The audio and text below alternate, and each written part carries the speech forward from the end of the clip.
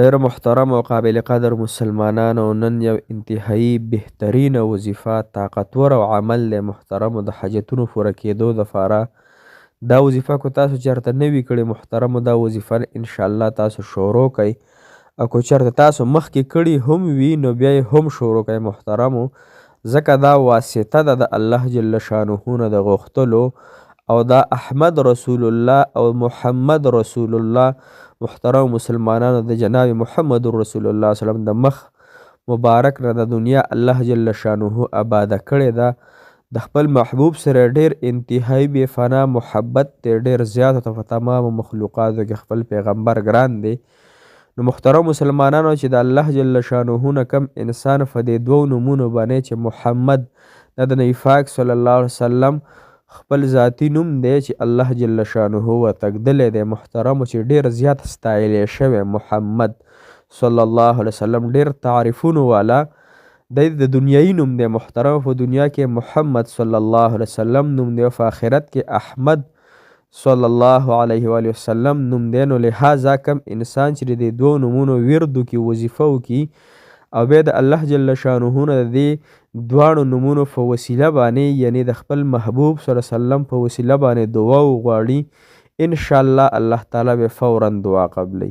خو د دې دوه طریقې د محترم مسلمانانو، خو دواړه طریقې راته ښیم، تاسو به انشاءالله نا امیده نه پاتې کیږئ، او رب کریم به د خپل محبوب صلی الله علیه وسلم د نومونو مبارکو په خاطر باندې د هغه سره ډیر بې فنا محبت په خاطر باندې ستاسو حاجتونه انشاءالله الله تعالی پوره کوي. لہذا وظیفه راسه پوره واورئ، الله مو د زړه مرادونه پوره کړه، الله تعالی مو خوشحاله ساته. السلام علیکم ورحمت الله وبرکاتو. ډیر معزز او محترم او قابل قدر مسلمانانو رونو خویندو او هغه مسافرو کوم چې په هر وطنونو کې ژوند کوي، الله تعالی دې ورته ډېرې خوشحالۍ، عزتونه، راحتونه ورکړي. محترم مسلمانانو، تاسو وظایف ډېر زیات کړي وي، موږ هم خفه یو چې ستاسو حاجت نه پوره کیږي. محترمو د څه وجې نه د انسان حاجت نه پوره کیږي محترمو، نو تاسو خفه کیږئ انشاءالله. زمونږ بل الله هم نشته دی محترمو، بل اله هم زمونږ نشته دی. کو موږ د الله تعالی نه امیدي کوو نو چېرته به ځو؟ که موږ د الله تعالی نه دعا نه غواړو نو بل چا نه به غواړو؟ که موږ د الله تعالی وظایف نه کوو نو بل چا وظایف وکړو محترمو. نشته بل در، نشته بل الله، نشته بل اله، نشته بل حاجت روا، نشته بل مشکل کشا، نشته دی زمونږ بیماریانو نور ختمولو والا بل ذات، نشته دی زمونږ قرضونو ختمولو والا بل ذات، نشته دی زمونږ محبتونو حاصلولو والا بل ذات، نشته دی زمونږ حاجتونو لره پوره کوونکی بل څوک بغیر د الله نه محترمو، چې صرف دغه یو الله دی. او بل خوا تلل هم نشته دی، د اسمان نه چېرته لاړ شو، یعنی اسمان د ځمکې نه چېرته کې لاړ شو، هېڅ چېرته هم نشو تللی محترمو. بس دا دنیا ده، دې کې چې کوم زندګي ده زما او ستاسو محترمو، نو بس دغه یو الله جل شانه اطاعت او بندګي وکړو. که بل څوک وی نو ما به تاسو ته ویلی وی چې لاړ شئ، نورو ملیانو به راته ویلی وی چې لاړ شئ، خو نشته دی بل څوک، صرف دغه الله دی چې د هغه د در لمن به نیسو، د هغه د رحمت لاندې به ځان محترم مسلمانانو پټوو. انشاءالله الله تعالی فرمایي ان عبدي ظني، داسې الفاظ دي چې انسان په ما څنګه ګمان کوي که نه، د هغې مطابق ورسره زه معامله کوم. مطلب دا چې انسان څنګه ما باندې ګمان کوي که نه، هغه رنګې زه وله ورکړه کوم. که انسان په ما دا ګمان کوي چې الله تعالی پوره کولو والا ذات دی، الله جل شانه نکاح ورکولو والا ذات دی، الله جل شانه قرضونو ختمولو والا ذات دی، الله جل شانه بیماریانو له ختمولو والا ذات دی، نو د انسان له زه ورکوم. یو که انسان وایي چې یاره زما وظیفې نه قبلیږي، په خپله پې موږ دا دلیل وکړو، په خپله پې دا ټافه د مهر ووهو چې زما خو نه قبلیږي، یاره ډېرې وظیفې مې وکړې، نا امیدي وکړو، نو نا امیدي کفر دی محترم مسلمانانو.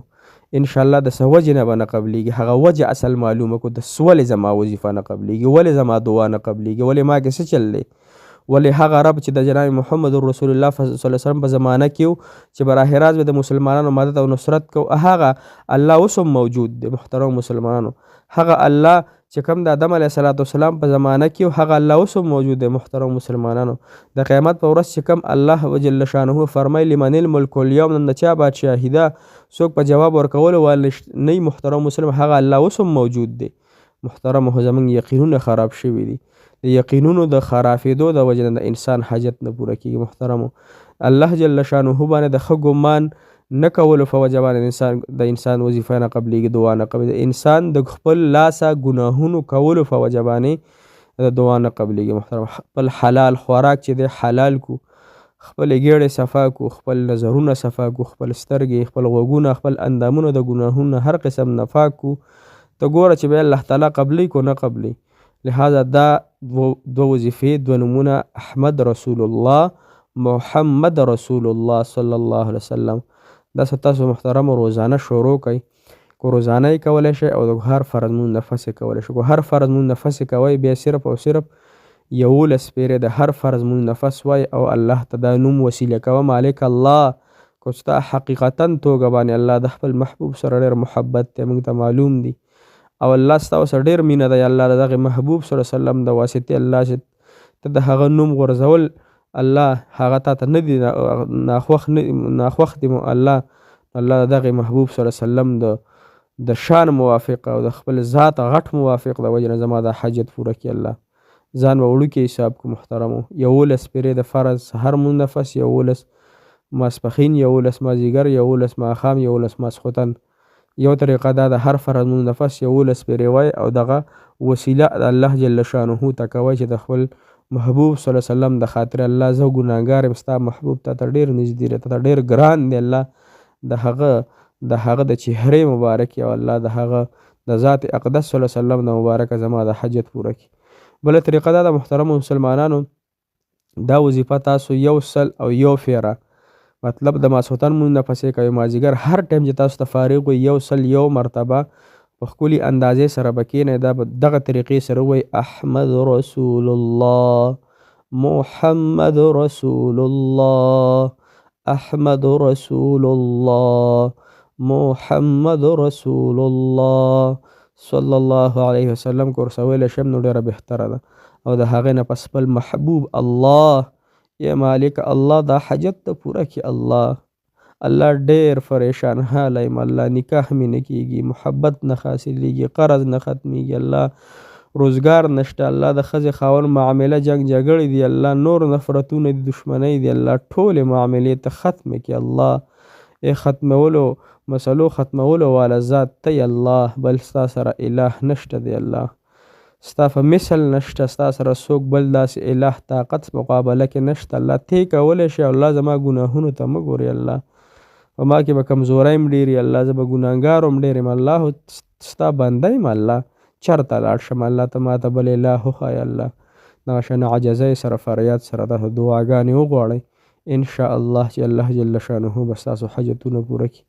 ما عاجز غریب ته هم دعاګانې کوئ چې الله تعالی زموږ حاجتونه پوره کړي، بیماریان یې ښه کړي. الله تعالی دې ستاسو هم تمام حاجتونه پوره کړي، تمامې پریشانۍ او تکالیف دې الله جل شانه ستاسو ختمه کړي. جزاک الله خیره، احسن الجزا فی الدنیا والآخره.